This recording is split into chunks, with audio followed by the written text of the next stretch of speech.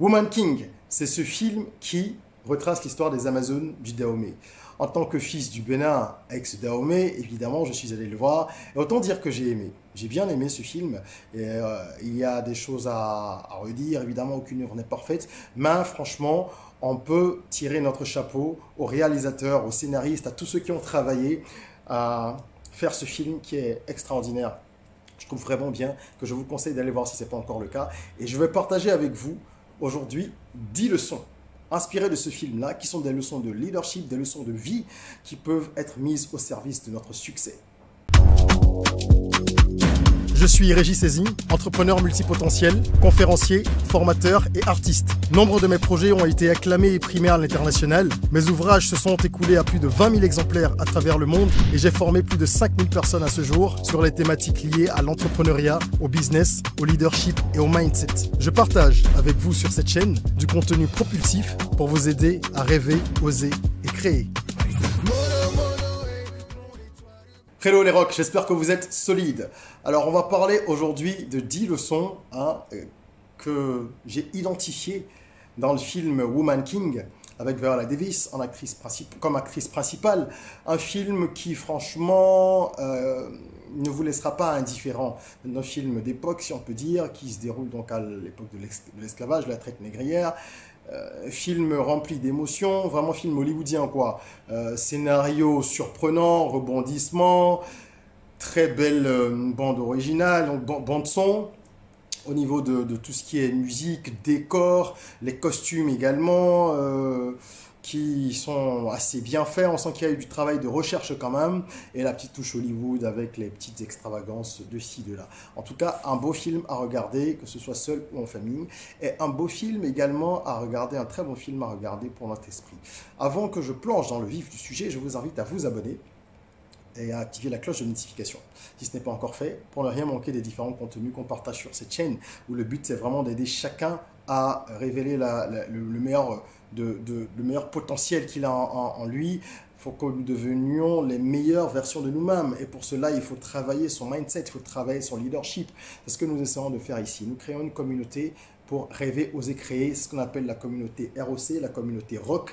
Et c'est cette communauté qui nous permettra justement de construire une Afrique différente, une Afrique où le mindset est différent, car il ne s'agit pas seulement d'avoir les ressources matérielles, les ressources techniques, intellectuelles, au sens technique du terme. Il s'agit aussi d'avoir le bon état d'esprit pour pouvoir mener les batailles qui sont les nôtres, qui sont celles de notre génération.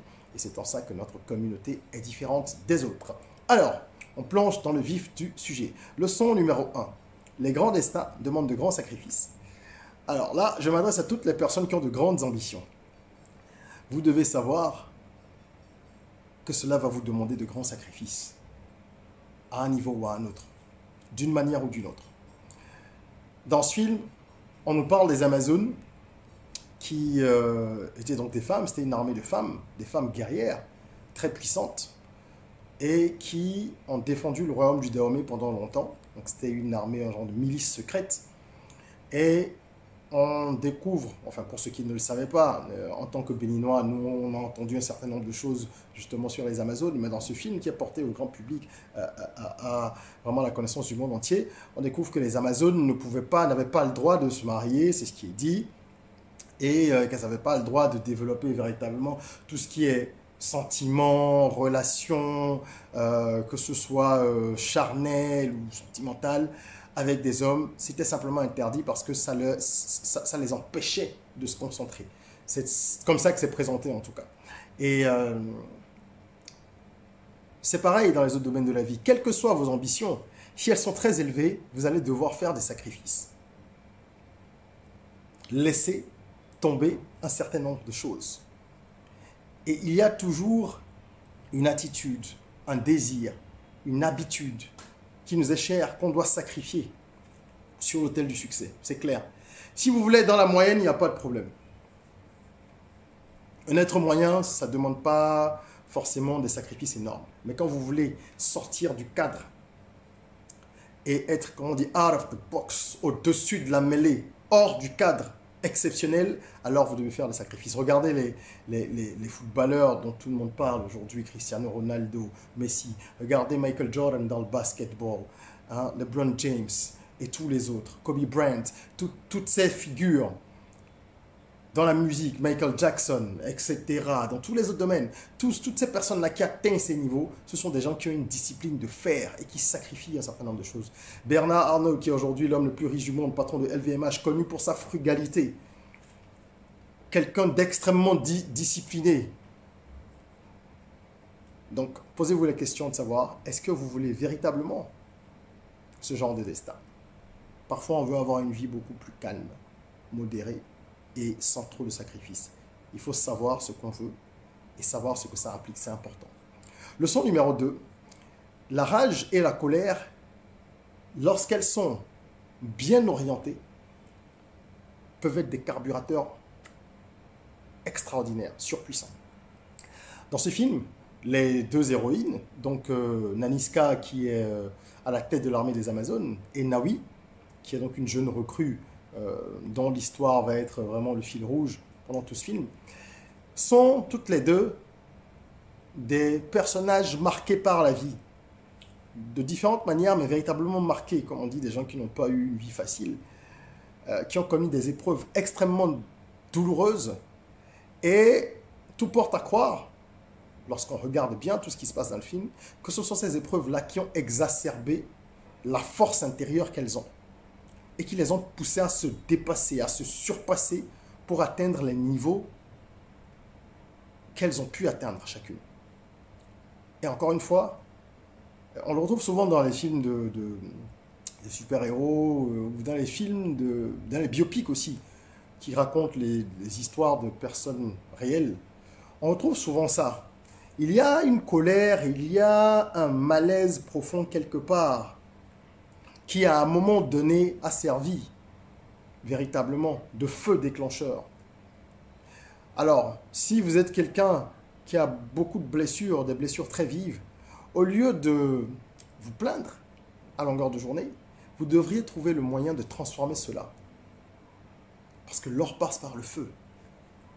Vous devriez trouver le moyen de transformer cela en force et de faire de votre histoire véritablement une force et non pas une faiblesse pour être véritablement dans la lignée ou dans le clan des faibles, comme on dit. Vous pouvez être un winner si vous avez de la douleur en vous. C'est à vous de savoir comment faire cette transmutation-là. C'est de l'alchimie émotionnelle. Leçon numéro 3. Pour changer le cours des choses, il faut prendre de grands risques. Il faut se décider à aller à l'encontre des habitudes. Comme on le dit, si vous lancez une balle contre un mur, elle rebondira, toujours, inévitablement. Si vous ne voulez pas qu'elle rebondisse, vous devrez trouver un moyen de la lancer ailleurs ou de faire autrement. Dans ce film, on se rend compte que le roi Gezo, qui était le monarque à cette époque, ne voulait plus véritablement être sous le joug de l'empire d'Oyo, qui était un empire voisin, un royaume voisin, très puissant, beaucoup plus puissant, plus armé, et qui venait chercher un tribut de façon périodique, comme ça s'est fait pendant longtemps dans l'histoire et dans diverses régions du monde. Alors le roi était un peu hésitant, si on se base sur ce qu'on voit dans le film. Il était un peu hésitant et il ne savait pas trop s'il fallait continuer cette collaboration en étant un peu passif, en soumis, mais ce qui permettait d'avoir la paix, ou s'il fallait véritablement essayer d'arracher la liberté. Et Nanisca, donc qui est la femme à la tête de l'armée des Amazones, elle voulait absolument que ça s'arrête parce qu'elle trouvait que c'était impensable de continuer à vendre les frères et sœurs du royaume, qui se tribuent. Finalement, en tout cas, le roi décide, contre l'avis de certains, mais il décide de suivre un peu l'avis de Nanisca, il se range de ce côté-là, pour la dignité de son peuple et pour d'autres raisons. Et les Amazones se rendent à Ouida, au port de Ouida, d'où embarquaient les esclaves. C'est justement à Ouida qu'il y a la célèbre porte du non-retour. Et plutôt que de venir avec, on va dire, le paquet, malheureusement, d'esclaves qu'ils apportaient de façon périodique, ils arrivent avec des têtes coupées de certains hommes de la tribu de Yo, qu'ils jettent comme ça devant des hauts gradés du royaume de Yo, un peu pour leur dire, voilà, c'est terminé, un peu comme pour leur dire, c'est terminé, vous voyez bien qu'on vient de déclarer la guerre, on n'acceptera plus d'être martyrisé, exploité, nanani nanana. Et c'est de là que va éclater la guerre.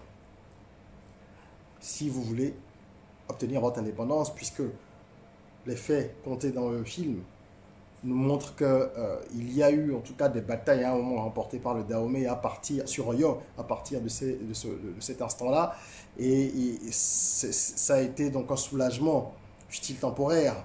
Donc si vous voulez inverser la tendance dans votre vie, arracher votre indépendance, il faut le mériter. Ça ne se clame pas, ça s'arrache. Il faut avoir le courage de ses ambitions. Et il faut savoir qu'on va y laisser des plumes. Alors si vous aimez la petite vie tranquille, pépère, n'essayez pas de changer les choses. Mais si vous voulez vous affranchir, vous voulez grandir, vous voulez marquer votre territoire, votre indépendance, et préserver votre dignité, à des moments donnés, il va falloir affronter des personnes plus fortes que vous. Défier l'autorité. C'est ça aussi, être un leader. C'est ça aussi, être un leader. Leçon numéro 4, l'excellence ne vient qu'avec l'entraînement. Et ça, on le voit, on arrive à le remarquer un peu plus facilement dans les disciplines qui ont trait à l'armée, au sport, parce que l'entraînement implique du travail, de l'exercice physique. Et je reprends un exemple que je cite souvent, celui des grands athlètes qui sont connus à travers l'histoire. Ce sont des personnes qui n'arrêtent pas de s'entraîner, malgré le talent qu'elles peuvent avoir, naturellement, de façon innée, elles s'entraînent beaucoup. Mais même dans les autres domaines, c'est important. Si vous êtes dans un domaine intellectuel, vous devez travailler énormément aussi. Si vous êtes un mathématicien, un comptable, un avocat, vous allez travailler l'art oratoire si vous êtes un avocat. Vous allez relire les codes, les différentes lois qui existent, vous allez vous tenir au courant. Vous allez peut-être assister à des plaidoiries d'autres avocats qui sont des avocats réputés pour leur talent. Pour apprendre, dans tous les cas, vous devez entraîner votre talent, entraîner vos compétences et vos aptitudes. L'excellence ne vient que comme ça. Sinon, comme disent les Américains, hard work, always beat talent. Si vous êtes talentueux et que vous ne bossez pas suffisamment, quelqu'un de moins talentueux finira par vous surpasser, par aller bien plus loin que vous, par vous battre, pour le dire littéralement, s'il travaille dur. Donc le travail, c'est la seule clé de l'excellence. Le talent de départ n'est pas le même selon chacun. Mais ce qui fait la véritable différence après, c'est le travail. Leçon numéro 5. Les termites peuvent terrasser des éléphants. Oui, vous savez que quelques fourmis dans la trempe d'un éléphant, par exemple, là, un autre exemple, ça peut entraîner des dégâts considérables. C'est un rappel qui nous est fait pour nous dire qu'il faut réfléchir de façon stratégique.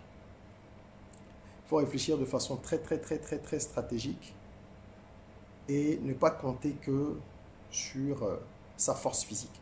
Je disais un peu plus tôt, quand je parlais de la leçon numéro 4, l'excellence ne vient qu'avec l'entraînement, j'expliquais qu'il faut s'entraîner beaucoup pour développer un talent, n'est-ce pas? Et c'est ce qu'on voit avec Naoui, qui est la jeune recrue. Qui n'est pas forcément la plus douée au début, mais qui va beaucoup travailler, s'entraîner de jour comme de nuit pour atteindre un certain niveau. Mais ce n'est pas seulement ça qui fait d'elle une guerrière exceptionnelle. C'est aussi ce que je mets sous la bannière de la leçon numéro 5. C'est l'intelligence, c'est la stratégie. Parce qu'elle appartient à une armée qui est beaucoup moins puissante que celle d'ailleurs. numériquement, militairement, de façon générale. Mais à plusieurs reprises, on se rend compte que les Amazones vont user de ruse. Elles vont user d'intelligence. Elles vont utiliser de la poudre, sans fusil par exemple, pour faire sauter des campements de l'armée Oyo.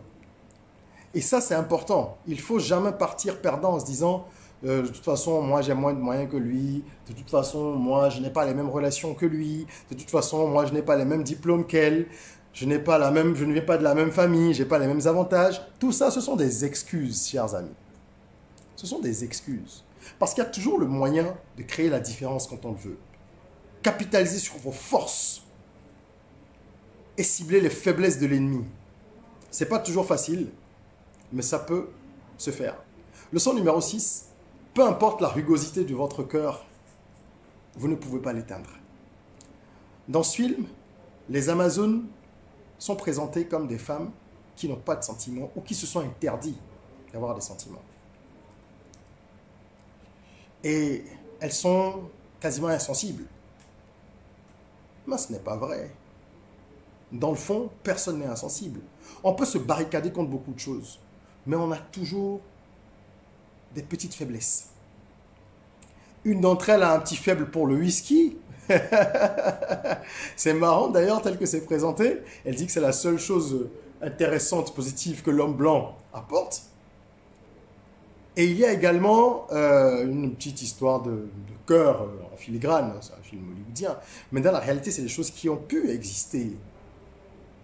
Certaines d'entre elles ont pu avoir des sentiments pour d'autres personnes. Et d'ailleurs, Nanisca, générale elle-même, qui devient Woman King, hein, donc une femme élevée au rang de roi, à un moment, qui est vraiment dure de cœur parce qu'elle a vécu des épreuves très difficiles et parce que sa fonction l'exige aussi, mais on se rend compte que son cœur, en fait, ne bat que pour un être cher. J'essaie de ne pas spoiler. Qu'elle croit avoir perdu et qu'elle retrouve. J'essaie de pas tout raconter pour ceux qui n'ont pas encore vu. Mais c'est une histoire personnelle, sentimentale, qui va véritablement la mouvoir. Donc, on peut et on doit, je crois que c'est même une force, hein, quand on y parvient, on doit apprendre à contrôler ses sentiments pour ne pas être faible ou trop fragile, mais on ne peut pas fermer complètement son cœur à double tour et devenir un monstre. Ça n'existe pas, parce que même les monstres ont des sentiments, ils ont un faible. Il y a quelqu'un qui arrive à toucher un peu leur sensibilité. Toujours, toujours, toujours. Toujours. Et ça, c'est une leçon très importante qui m'amène à parler de la suivante, leçon numéro 7. Nos démons sont intérieurs. Et ça concerne toujours le domaine du cœur, le domaine des émotions. Nos démons sont intérieurs. J'en parle dans la chanson Ton pire ennemi, qui est le premier single de mon album de développement personnel, Soyons Rock. Je mets justement un lien en commentaire, en description, pardon, pour ceux qui veulent aller le découvrir. Je le dis dans cette chanson. Ton pire ennemi, en fait, c'est toi-même. Ton pire ennemi n'est pas un étranger. Pour changer le monde, commence déjà par te changer, pardon. Ton pire ennemi n'est pas un étranger. Pour changer le monde, commence déjà par te changer. Est-ce que le message est clair? C'est ça. Ton pire ennemi n'est pas dehors. Il est enfoui en toi. Il te fuit, il se fourvoie. Arrange-toi pour le débusquer, l'anéantir, le démasquer. Décide de devenir une meilleure personne chaque jour. C'est le vrai combat, ça, parce que nos démons sont dedans. Et Nanisca, la générale, elle est déchirée par ses démons intérieurs. Il y a de la culpabilité en elle. Elle a l'impression d'avoir abandonné une partie d'elle-même, d'avoir jeté une partie d'elle-même, parce qu'elle était dans des circonstances véritablement troublantes. Et elle se bat contre elle-même. C'est elle-même qu'elle voit en rêve en train de se poursuivre. Elle finit par l'avouer. Donc, il faut travailler son monde intérieur. Nous passons trop de temps à chercher les causes de nos problèmes à l'extérieur, alors que généralement, elles sont dedans. Il faut les identifier, il faut se soigner. Et ce n'est que comme ça que l'on parvient véritablement qu'on parvient à se libérer pour pouvoir atteindre d'autres niveaux, passer à d'autres étapes dans notre vie. La libération de l'être passe par justement la victoire qu'on a sur ses propres émotions. Leçon numéro 8, on reste dans le domaine des sentiments. Les sentiments vous rendent faible. C'est pour ça que je nuance, hein, j'essaie d'équilibrer et je dis, on ne peut pas devenir des monstres, on ne doit pas être des monstres, il faut apprendre à contrôler ses sentiments. Il y a un Bélino portugais, enfin à l'époque on disait Dahomey, il y a un jeune homme dans le film qui est métis, dont la mère était dahoméenne et le père portugais, et qui arrive avec, je ne sais pas si c'est son demi-frère ou un ami, qui arrive au Dahomey pour découvrir le pays, parce que c'était la dernière volonté de sa mère dahoméenne qui avait été captive et envoyée au Portugal et tout ça, et qui tombe amoureux de Nawi, la jeune guerrière dont on suit l'histoire. Et il va prendre sa défense à un moment critique. Lui, c'est le personnage au grand cœur qui n'est pas véritablement... Il n'est pas d'accord avec le commerce qui se fait, il n'est pas très en phase avec le commerce d'esclaves. Donc, en fin de compte, son frère ou ami, là, qui l'a fait venir, hein, il va finir par le livrer aux esclaves parce que, un soir, en voulant sauver Nawi, donc sa bien-aimée, il se retrouve dans un tourbillon et finalement il libère d'autres esclaves puisqu'ils sont dans le port, donc au bord de l'eau. Et ceux-ci s'en prennent à son frère ami là. Évidemment, il l'achève. Donc, il a causé la mort de son frère ami. Alors, évidemment, si les esclaves ont été libérés, nous, on dit que c'est une bonne chose, on est content. Mais si on analyse de façon objective, il vient de trahir ce jeune homme au grand cœur, hein, qui est un personnage fort, appréciable, sympathique. Mais il vient de trahir son frère et ami. Il l'a tué, pour dire les choses simplement, à cause de son amour pour Nawi. Et c'est un message à l'attention surtout des hommes. Tous les grands hommes de l'histoire, c'est connu, qui sont tombés pour une femme. Je dis tout, j'exagère un peu, mais j'exagère, pardon, un peu, mais beaucoup.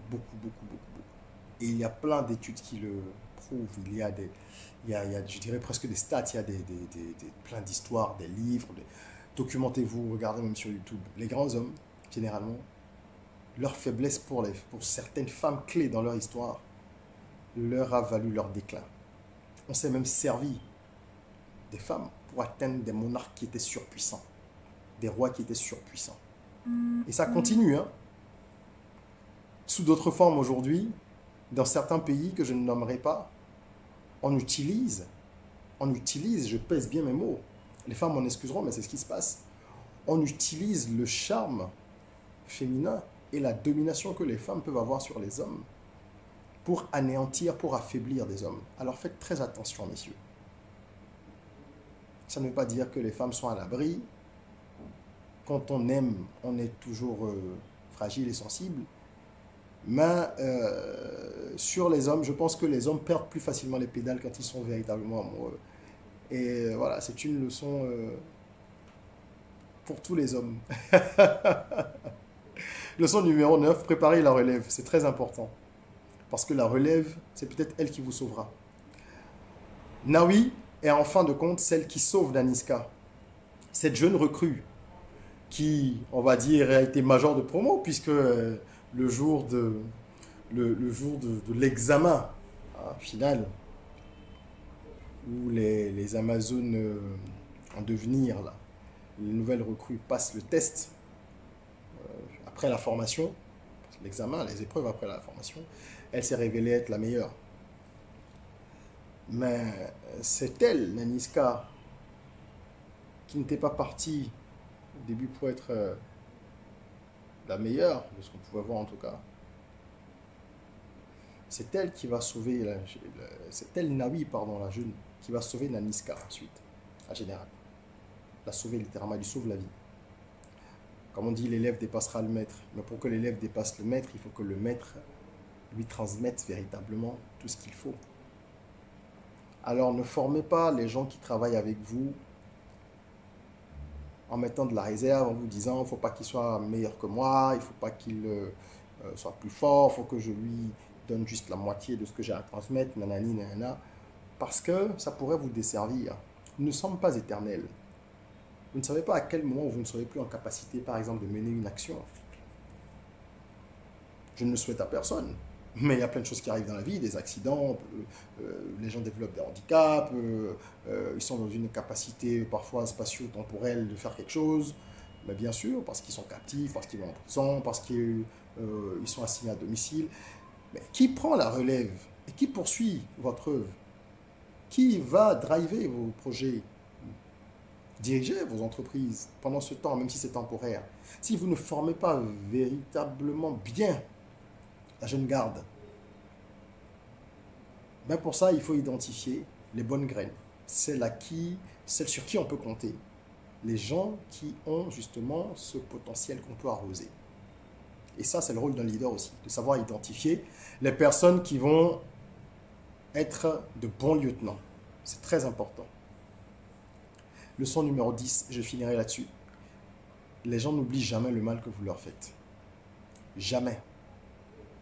Vous oubliez peut-être que vous avez eu une parole blessante envers quelqu'un. Cette personne ne l'oubliera jamais. Vous contribuez à l'échec de quelqu'un, de son affaire, de sa relation. Cette personne ne l'oubliera jamais. Naniska, la générale, elle est hantée par quelqu'un qui lui a fait du mal. Et elle va le chercher en prenant le contre-pied même de son roi, en désobéissant. C'est-à-dire qu'à un moment donné, le désir de vengeance peut être tellement fort que les gens sortent de la logique. Les gens n'oublient pas le mal que vous leur faites, alors évitez de faire du mal autant que possible. Nous ne sommes pas parfaits, mais évitons au maximum, tant qu'on le peut. Parce que quelqu'un dont vous avez détruit la vie d'une façon ou d'une autre n'agira pas avec mesure, sauf si c'est une personne sage, qui a un certain degré d'élévation.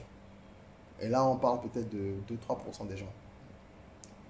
Donc, vous vous exposez à des représailles tôt ou tard.